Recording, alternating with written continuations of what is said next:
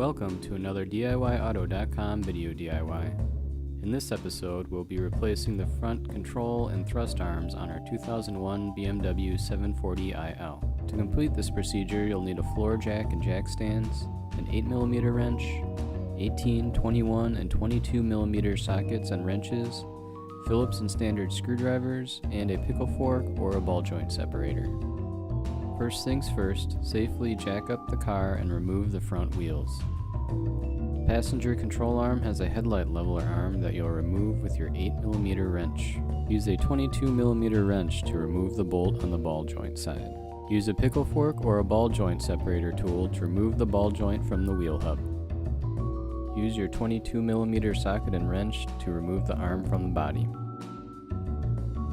Use a screwdriver to pop the headlight leveling bracket off the old control arm and install it on the new control arm. Install the new arms. We recommend jacking the hub up to the standard ride height before tightening the body side bolt, so the bushing is clamped down in the correct position when you lower the car to the ground. The spindle side is torqued to 78 Nm and the body side to 93 Nm.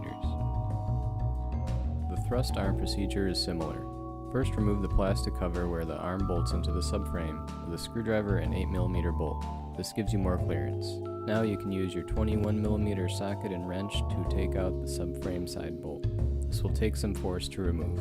You'll probably have to turn the steering wheel so you have enough clearance to remove the bolt. Use your 22mm wrench to remove the bolt from the ball joint side. Then use the pickle fork to pop out the ball joint. One side wouldn't come off with the pickle fork no matter how hard we tried. We bought a ball joint separator and it came out very easily. Now install the arms. Once again, jack up the hub to the normal ride height before tightening the body side bolt so the bushing is secured in the correct position.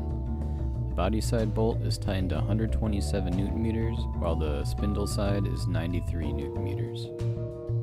Triple check all the bolts to make sure they are tight and turn the wheel lock to lock to make sure nothing is binding. You need to get in alignment whenever you replace suspension parts. Now you're done. Great job. Check out DIYauto.com, the ultimate gearhead encyclopedia for the best DIYs and build threads. Or join the community and show off your own ride. Thanks for watching.